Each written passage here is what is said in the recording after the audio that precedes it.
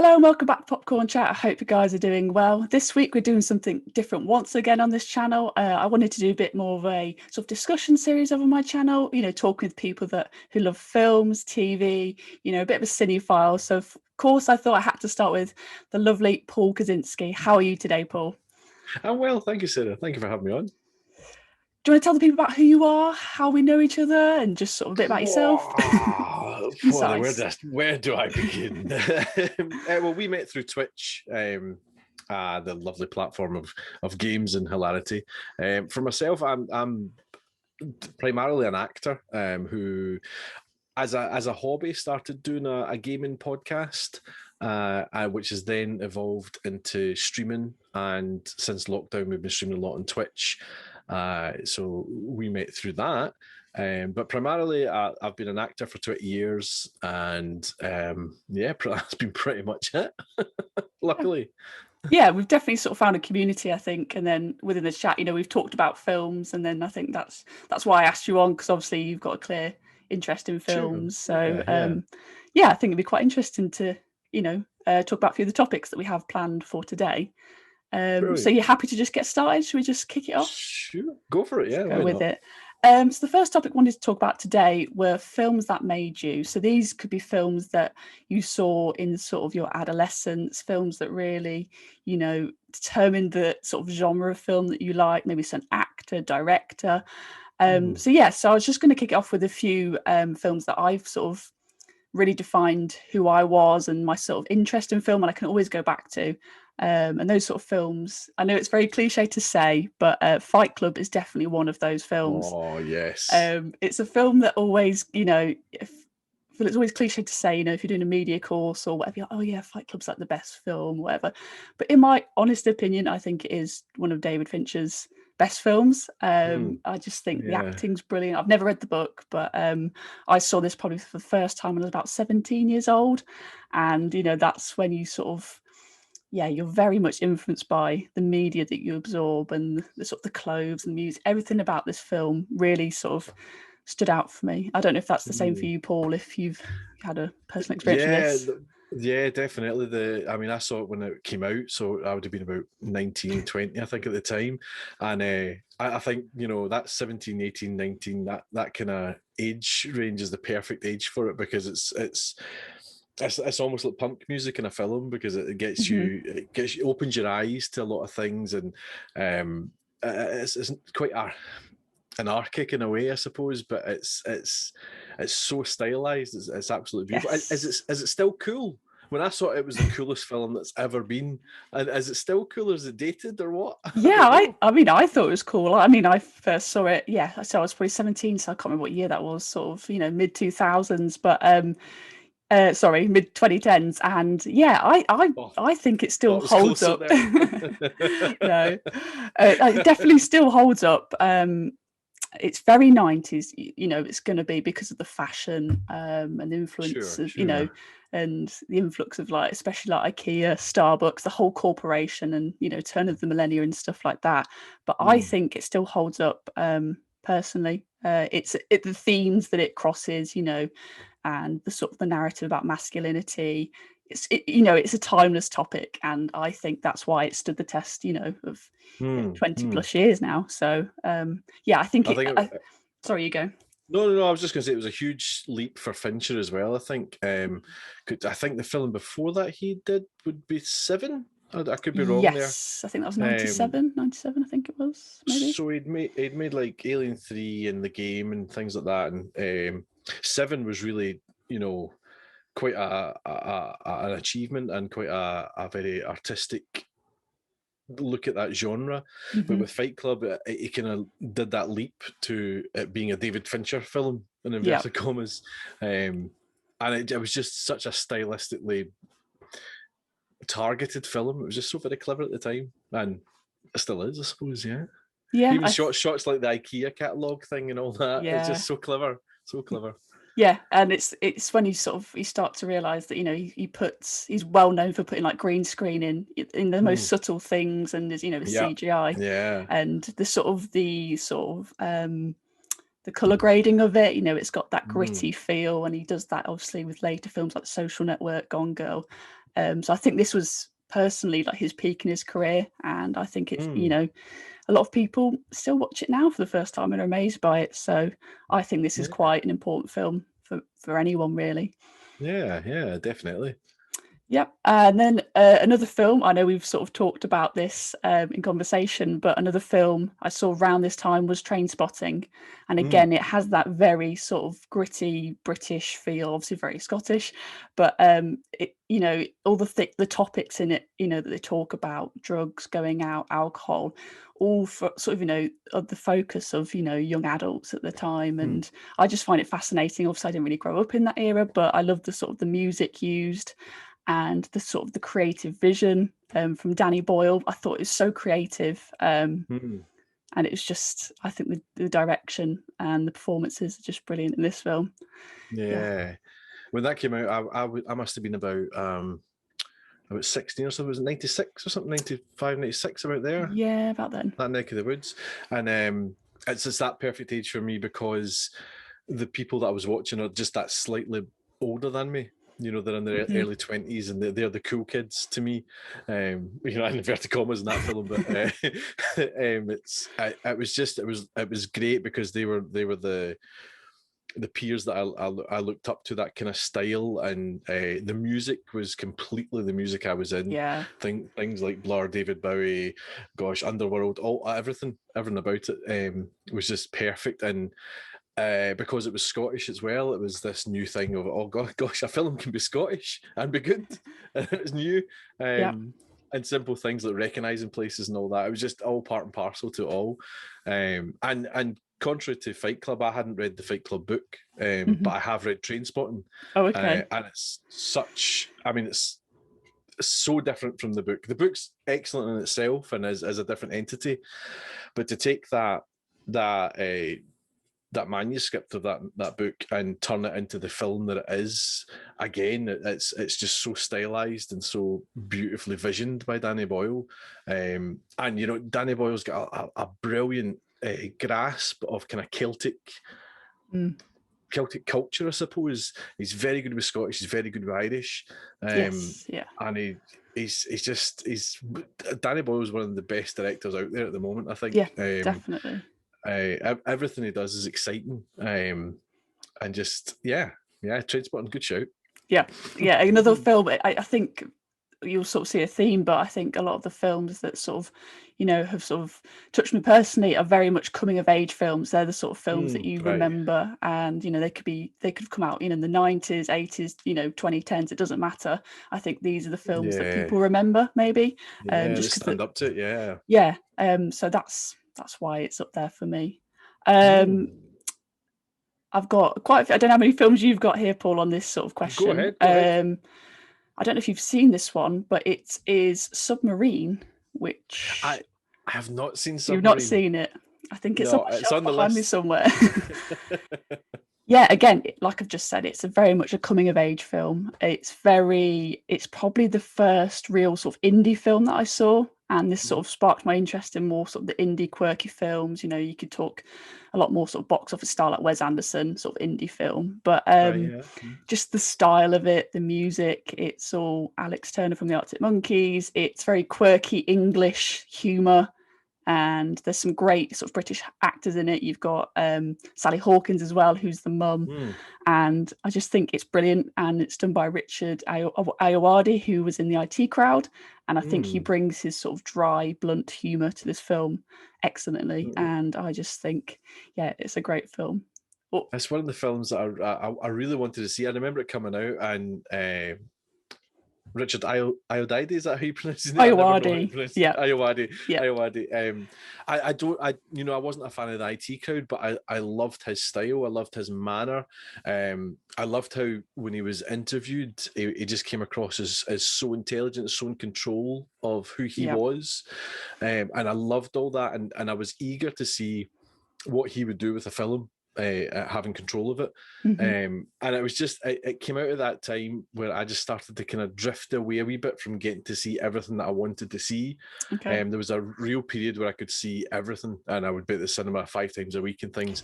And that came out just when I started to have a pick and choose what I could see. And that was one that I thought, I won't need to see it in the cinema. I could catch it at home. It'll be fine. And I've just never got around to it. And that drives me insane with so many films.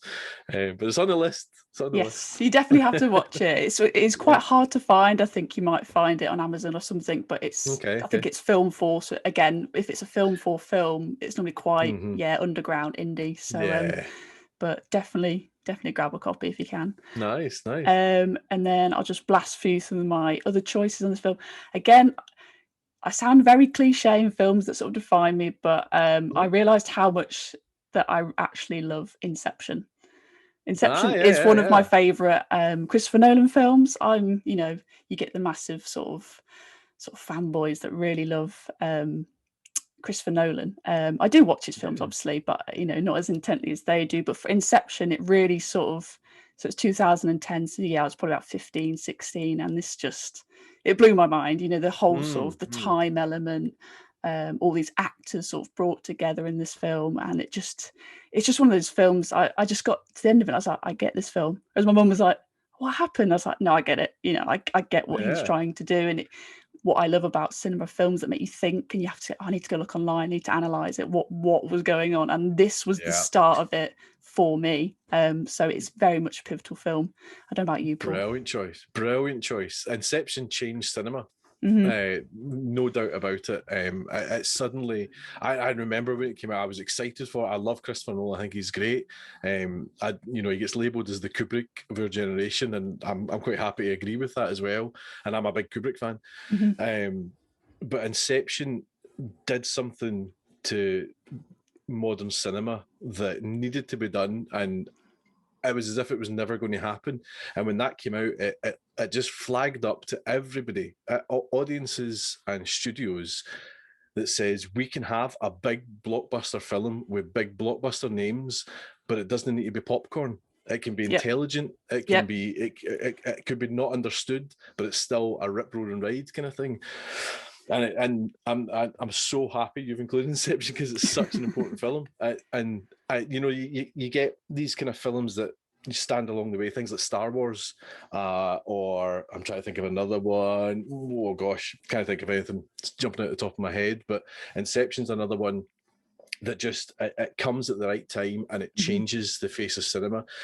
Without Inception, there'd be no Marvel, things like that, because people wouldn't take a chance on that kind of long storytelling, but they know that these things can work because of Inception. Good shout. Good choice. I think a lot of people like to be spoon-fed, the answers in films, and like, this is the story. You don't need to think for yourself. But to have it in the 2010, it came out in 2010. It just it changed the last 10 years of cinema. So that's why it's crucial for me in any sort of watching. Good shout. So I'll just give you one more, and that is Prisoners. And I'm not sure if you've seen this one, Paul. I've not seen this, no. I know. It's another shameful one.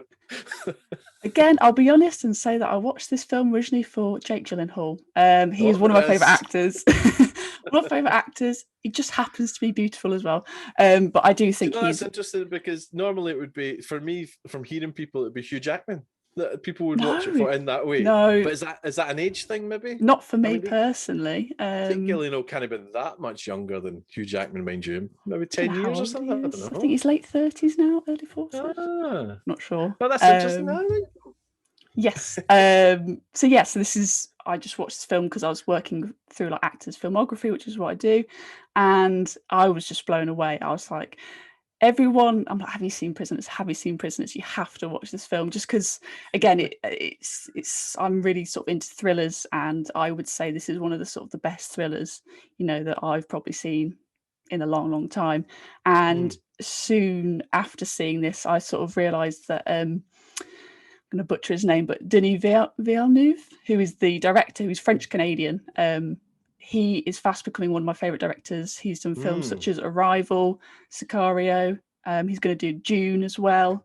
So he's got some really sort of exciting projects. Don't you leave Blade Runner off that? Oh, and Blade Runner 2049. You've got to get that Blade Runner in there. It's beautiful, but the story's so.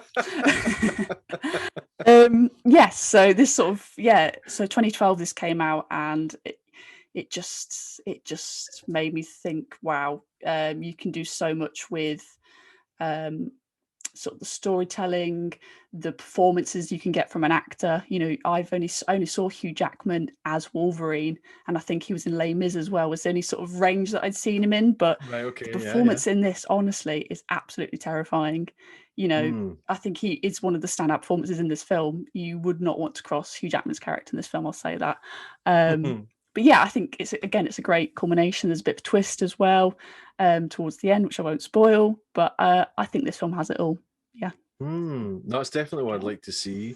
I've seen clips of it, and I can tell it's very intense for the actors. Particularly Jake Gyllenhaal, if I remember rightly, he's pretty full on as well.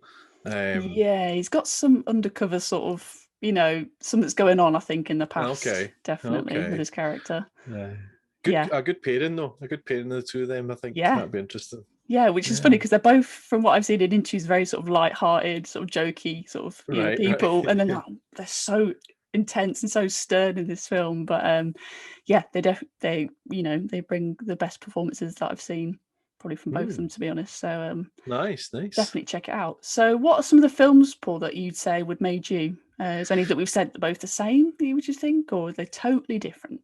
Well, do you know, the way I looked at it, I was trying to pinpoint specific films, and it was more kind of eras. I was really lucky. I mean, I'll try to keep this short, not make it my life story, but I was really lucky. And the older I get, the more I realise this is that my dad was really into films, or he is really into films. Speaking as if he's away there, my dad's really into films, and I knew he loved, just sitting down during the day and watching a film or whatever on a Saturday afternoon. And it got to the habit that I would watch this film with him, from a very, very young age, so from toddler age, I would watch films apparently. I remember doing it as a young kid, and it introduced me. He was a huge fan of things like westerns, like John Wayne and John Ford, all that kind of stuff.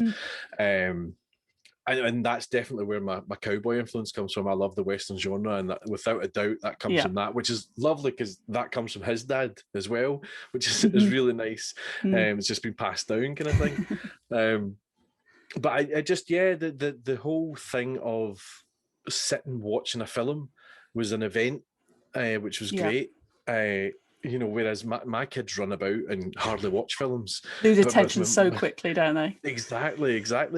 But whereas my dad would sit down and that would be 2 hours of sitting watching this film. And I get right into the habit of that, and that's just really stayed with me my whole life. And I hate pausing films, even to this day. I hate pausing it. It just breaks it for me.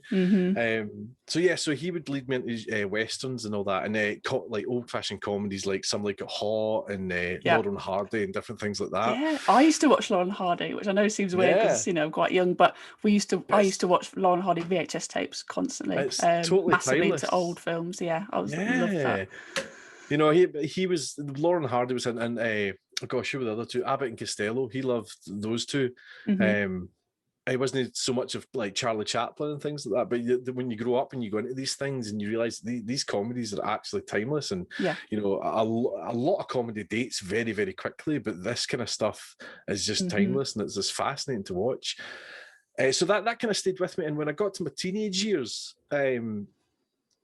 I've got a brother as well, an older brother who also loves film, probably for the same reason, I would imagine. And he started to get a good taste of film, and I kind of jumped into that quite young. So I was almost with him as he was learning his kind of tastes as well. So he was watching things like Alien and things like that. Well, he's watching that retrospectively. He would be, I don't know, you're talking maybe in the late 80s, he's starting to watch this now. Right. So 10 years later. But I'm watching it as a kind of 10-year-old, which I shouldn't be doing, but there you go. And I found myself getting fascinated by how, just the whole technique of filmmaking. And I started realizing in my kind of early teens, I realized that I was watching films that the other kids weren't really watching. Things like Leon, which I know you like as well, don't you? Yep, love that. Leon. Things like that, and like Shawshank Redemption, Usual Suspects, things like Duel, Steven Spielberg's Duel, and it's not to say that I didn't watch my fair share of fluff. trying to think of anything like Curly Sue or whatever that film was called. That all sticks in my head for some reason. It was was it Bill? No, it wasn't Bill Murray. It was James Belushi, maybe. Like James Belushi and a kid. That kind of film, adult and kids Too young, have an Paul, adventure. I don't know. Who's James Belushi? No. And I just thought, I've definitely got a different taste from all my pals. Yeah.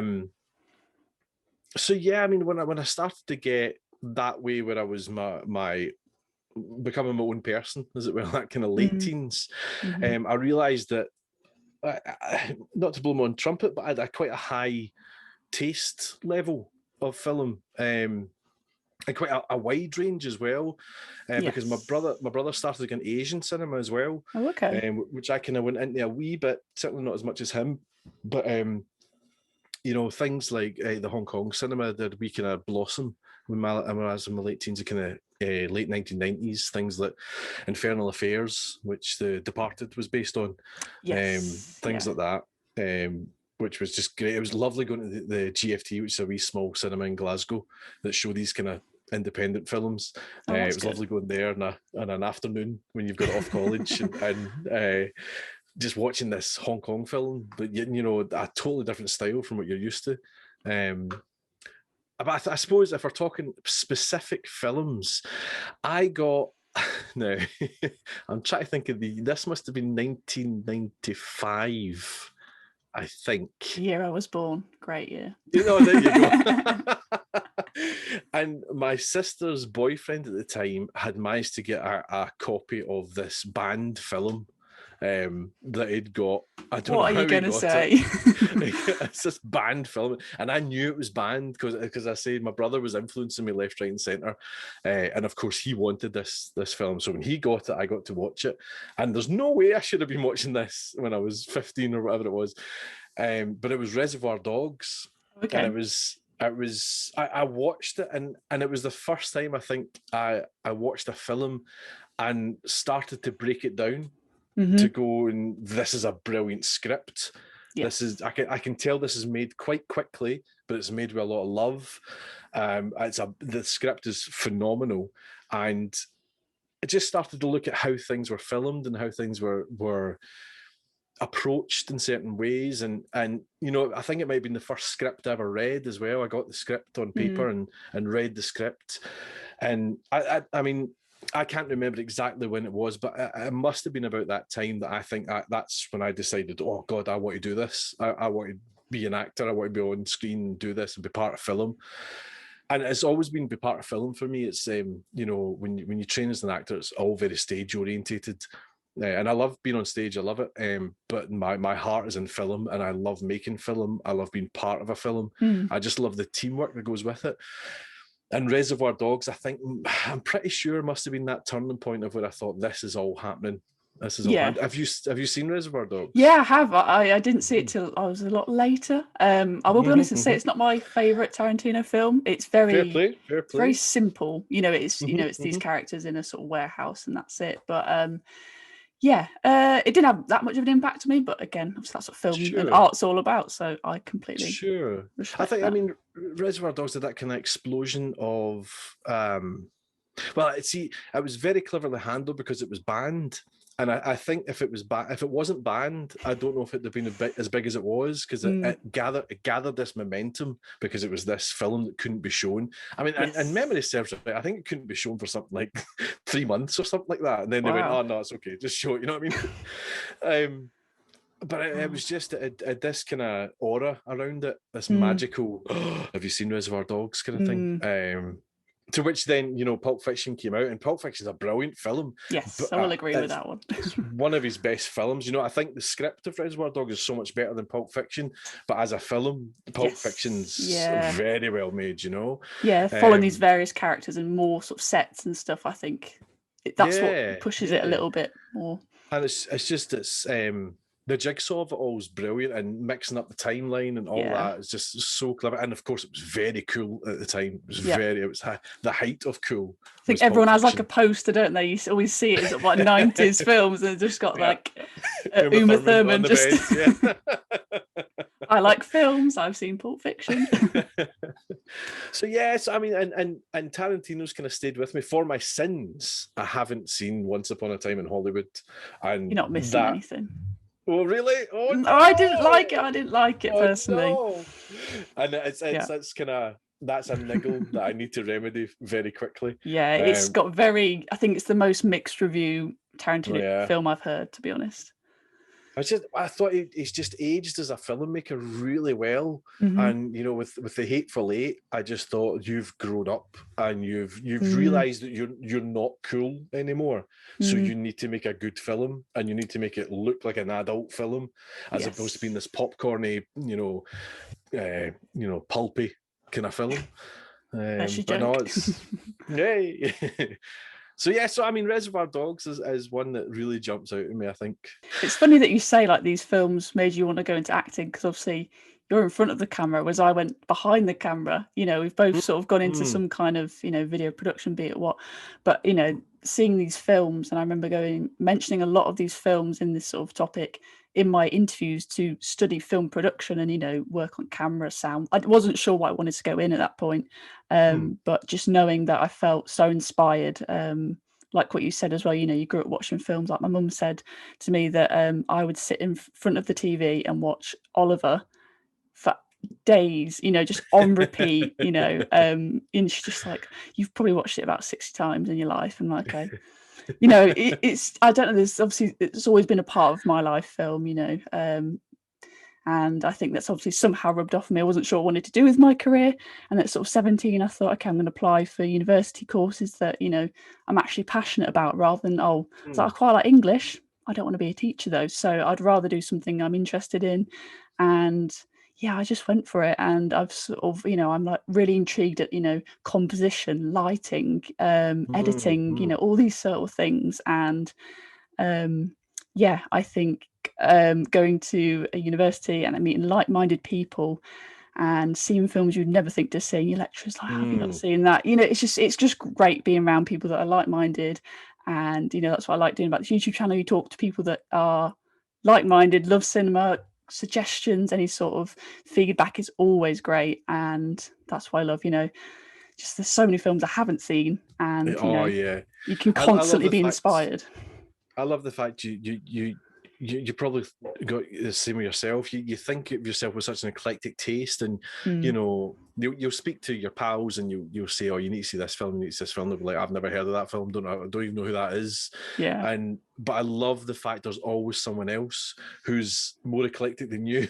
Yeah. That gives you those recommendations. Exactly. I work with a guy a good number of times. I did a film with him that's due out soon, called Daryl Coburn, and we're very similar. We will work really, really well together, and we've kind of got that beautiful shorthand way of working together after doing it quite a few times.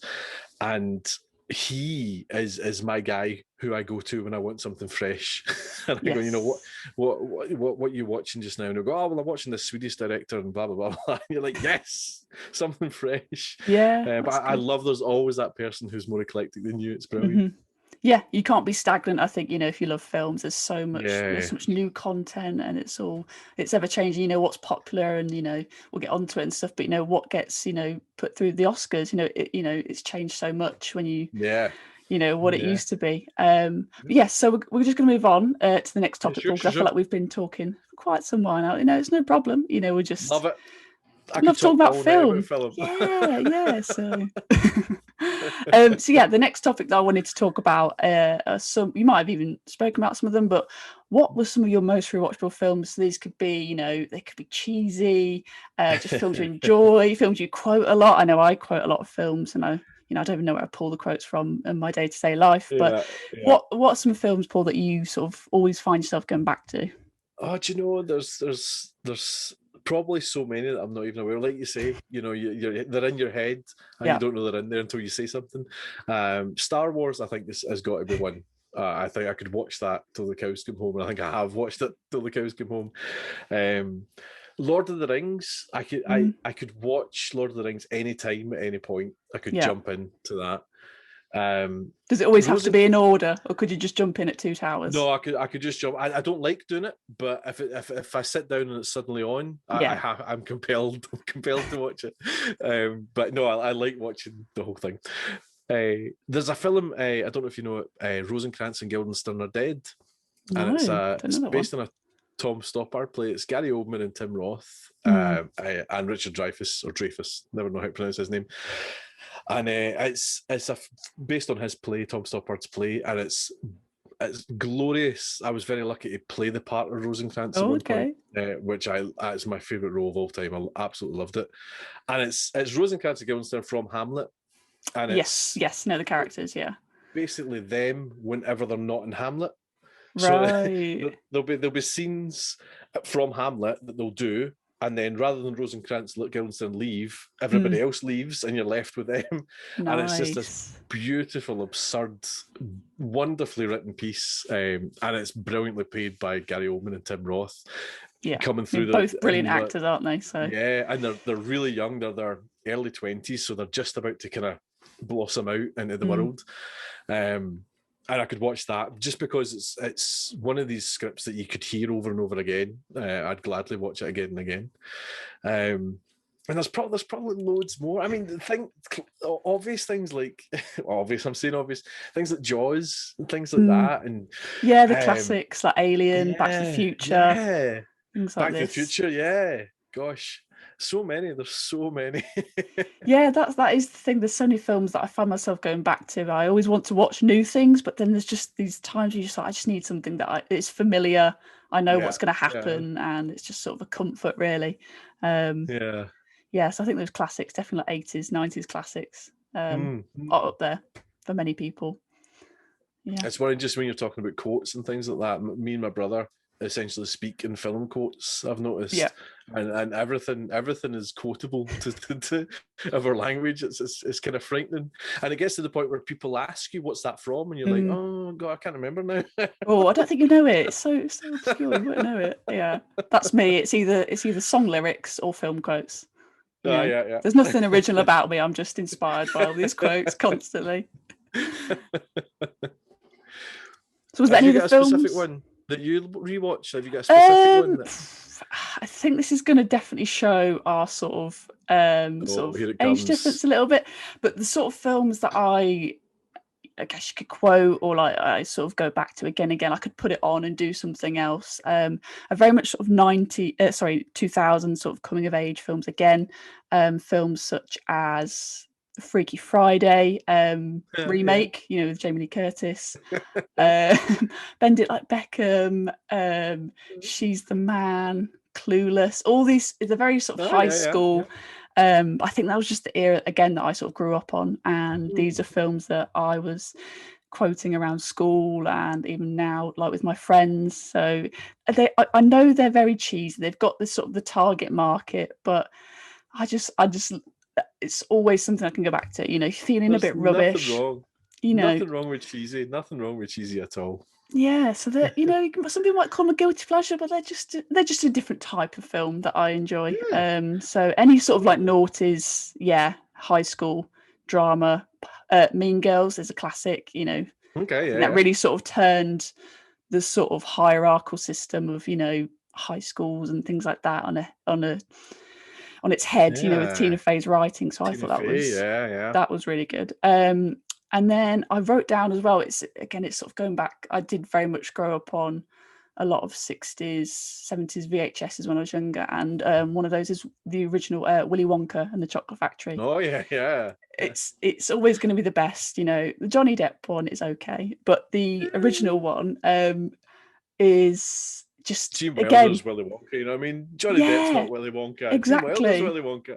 That's it. He'll always be Willy Wonka to me. But yeah, again, I would quote things like that, like What's a Snosbury, or things like this, and other Yeah. kids Yeah. wouldn't get it because they'd be watching, something like that came out more recently, like I don't know, like Spy Kids or whatever at the time. Sure. Yeah. But yeah, it's just a film I just go back to again and again, and you can read it so many different ways. As an adult, there's a darker undertone there. But I just love what they did with it. I can watch it again and again, definitely. And the terrifying boat scene. The Hmm. terrifying boat scene Yeah, yeah. scarred me. Mm, yeah, I think more my more fear was the when he's being chased at the beginning, you know, there's like a man in the shadows, like, Oh oh, go into that yeah. factory. That terrified me. Oh yeah, the real stuff. Yeah, yeah, just, you know, being chased down the street by real life people rather than Yeah. a fantasy boat ride, you know. See Reality's where my scary. mind's at. Yeah, so that's just a returning favourite for me. And then I Nice. also would say the Harry Potter franchise. I know Okay. some people are very sort of divided there, either the Lord of the Rings or Harry Potter, where I'm very much the same, but I'd probably hold Harry Potter a little bit higher for What? me. Yeah, yeah. Again, it's just you're very much influenced by like your friends and Of course, of yeah, me and my course. friends would go and watch them. We would probably dress up as well.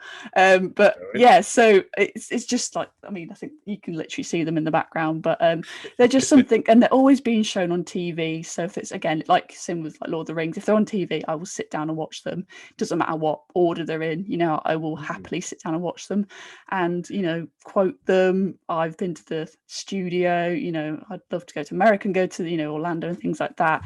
It's Mm. just a whole world. I think, you know, that sort of fantasy world. You know, it doesn't have to be Harry Potter. It could be anything. Sure, It's sure. just that sort of escapism, fantasy, and yeah, I just I love the Harry Potter films. What I really liked about them was the fact that the age with Harry, mm, if you know what I mean, the definitely. style of the film ages with the kids. I Mm, think that, and I know that's the case with the books as well. And I have read the books. I much prefer films to books, but I just the darkness of it, and I think that's mm, what the. I think that thinking back to my younger years, it was always the kind of slightly scary things that interested you. yes, And the you know unknown, definitely. you didn't want to watch it, but you wanted to at the same time, you know. And I think that must be Yeah. the same for well, probably yourself with Harry Mm. Potter, and that can, you know, when the Dementors come into it, my God, I mean they're The chilling third film things. absolutely terrified me. I went and saw it in the cinema, and I actually ran out the cinema multiple times at the end. You know, and they sort of turn into werewolves and rats, and I was like, "Get me out of Yeah. here!" So I was only like 10, 11. So I literally remember running in and out of the cinema. I was like, "Oh, I'm going to watch it. No, I can't watch it. I can't watch it." And then just it's absolutely. But now as an adult, it's one of my favorite films. Very like Yeah. Harry Potter films, you know, just because, yeah, the And themes and you its know when darkness. you know when Gary Oldman's a goodie, the baddies are going to be bad. Do you know what I Mm, mean? we know Gary Oldman could play a baddie in Leon, You definitely. know? So yeah, yeah. So that for me, you know, the sort of franchises such as Harry Potter, Lord of the Rings will always, you know, always return to those sort of films. Nice. Definitely. So yeah, so I was just going to move on to the sort of final topic of this video. We'll see what tangent we go on next. But just I just want to talk about the Oscars. We're sort of Hmm. coming up to Oscar season anyway. But I just wanted to know, are you a fan of the Oscars, Paul? What's your sort of overall opinions on the sort of Oscar hype? I do like the Oscars. I don't necessarily agree with prize givings and things like that, but the Oscars to me are it's an event. You know, it's a funny thing. I don't. I just it's difficult because I'm not a huge fan of awards, but I love the Oscars, and the Oscars was always an event that I used to stay up and watch when they used to put it on telly. I think they still do, don't Yeah, they? yeah, they do. And watch it live, and I used to love that. Me and my brother would watch them live, and we of course played all the Oscar sweepstakes and guessing Hmm. who was going to win and all that kind of stuff. And it always came down to the short films. Whoever guessed the Yeah. short films right would always win. But yeah, I love the Oscars, and I love the the pompously or whatever I'm trying to say. It's, The you sort of know, the sweetening I, up all the boards of the, you know, the yeah, voting. it's a fun thing. I don't hold it in esteem, and you know, the thing that wins the best picture, I don't necessarily always think is the best picture, Mm. and you know, the best actor. You know, I do believe that they do eventually give sympathy votes, and you know, oh, he's not won it even though he's been nominated 7 times. So let's Just give him say it his this year. name. Just say his name, Yeah. Paul. We know you're talking about Leo. Well, that's a funny thing. But I do enjoy the Oscars. I enjoy the Oscars, and I've not watched it live in years, and I would love to Mm. do it. But two young kids, it doesn't work so well. Yeah, it's always shown on a Sunday evening as well, so it doesn't Yeah, really yeah. work. for most Yeah. people's schedules. Yeah. Yeah, so you sort But of no, brief. I do enjoy it. Yeah. Is there any sort of best picture winners that you could sort of come to mind that you thought, actually, I don't know if that should have won? I had to look back at this when you put this question to me. I had to look back and look at what. Yeah, First of yeah, all, I me looked too. back at the winners, and Mm, I was a bit like, there's nothing really there. And then I thought there was one that stood out, yeah. and I thought, why is that standing out to me? And when I looked at the nominees, I went, okay, but it was something else that really kicked it off for me. You Okay. know, I wonder if we're on the same page here. Well, I was very much the same. I was looking more at if I hadn't seen the winner, I was looking at the nomination pool just to sort of see what it was competing with. And there's some that I'm just like, how did these? There's like three of the really good films in there, and that one won. So I'm intrigued to see what you say if we've got some of the same. Do you know? I'm as people that know me will know. I'm what's the word? I'm brutally unforgiving or brutally forgiving. Brutally forgiving, I should say, and that I'm a bit like, that was fine. That was I very rarely say that was rubbish. That was awful. Right. I very rarely do it, and when I do, then But I'm very much, I'm very much kind of easygoing about things. It's all right, it's particularly with video games. I'm like, it's all right. Yeah, it was fine. But I'll very rarely go, that was awful. That didn't work. That Yeah. But there's one. Out of the list that I looked at, there's one. Right. And I can't remember the year, so apologies for that. Okay. I've got the list up as well if you want me to. Looking at it, my guess would be maybe 2004, maybe. I don't know. Okay. But it's Chicago. Yeah. Chicago should not have won Best Picture. Yes. I've not got anything against musicals. I love musicals. I think most of them are fine.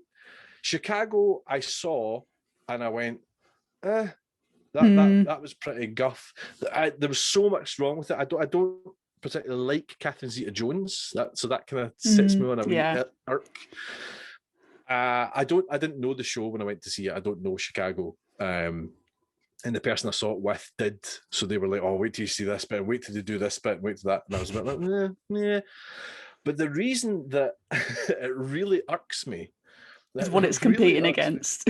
Well, what it's competing against, right? So that was Gangs of New York, The Hours, Two Towers, and The Pianist.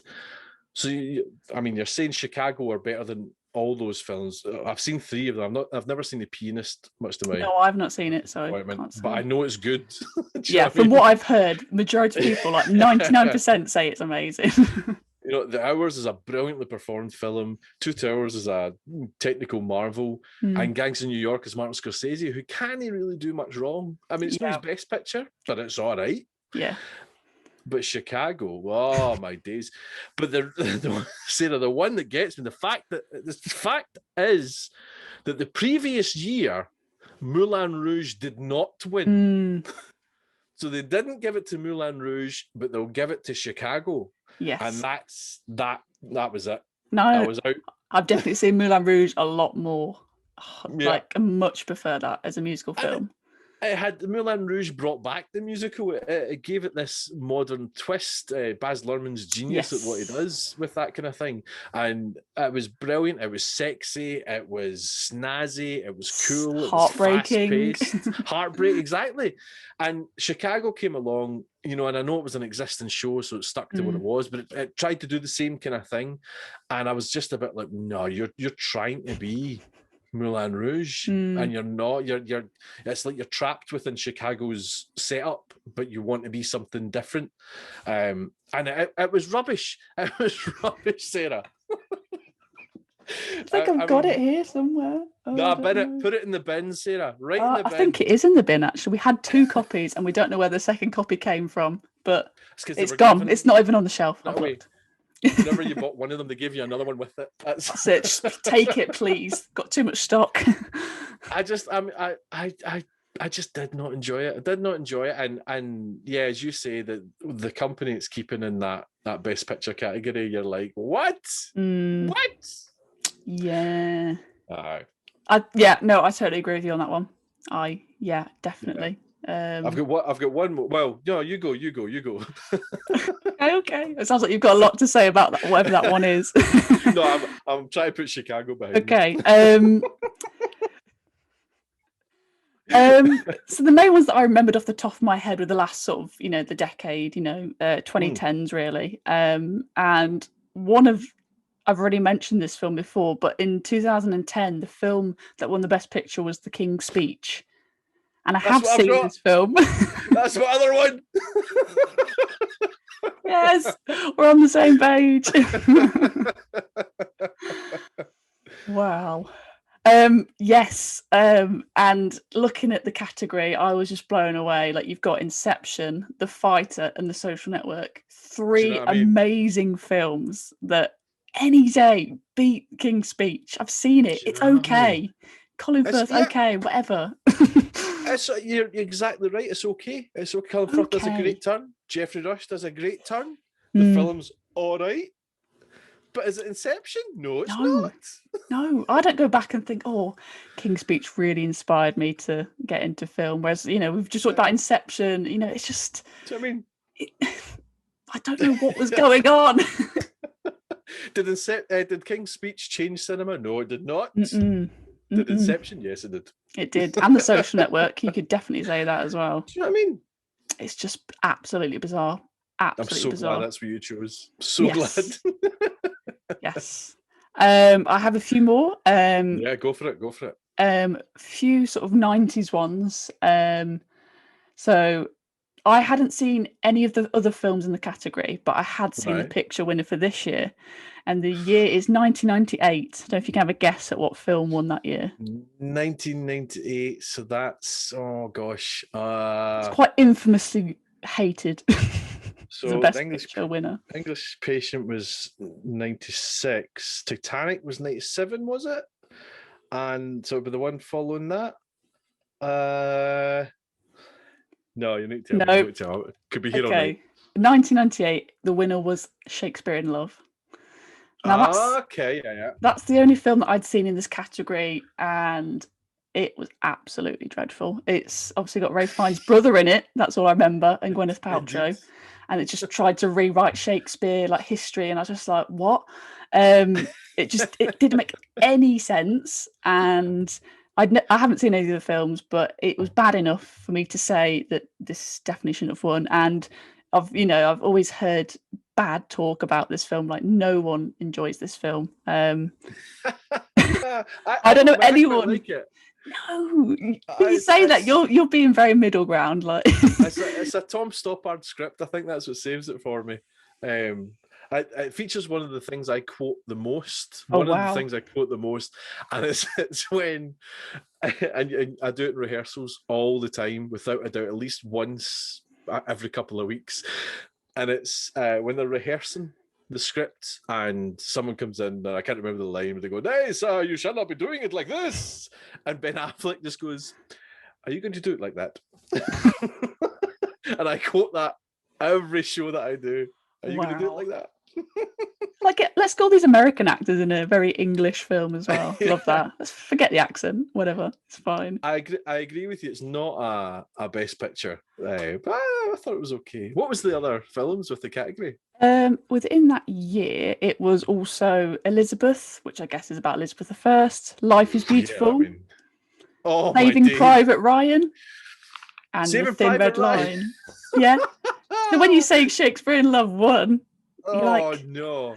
Yeah. Now, Life is Beautiful probably should have won, but I bet you they gave the foreign language film to that. So they went that's what that's probably was it. Give them that, so we don't need to give them the big picture. Yeah. But I mean, Saving Private Ryan. I mean, whatever you think about Saving Private Ryan, it's more worth than Shakespeare in Love. Jeez Louise. I don't know what they were thinking that. Yeah, I think they're just trying to mix it up and just trying to get some kind of press and buzz around the Oscars, which they tend to do a lot in the sort of the last 10 years, definitely. Yeah. Was there one more that I had? I think there was.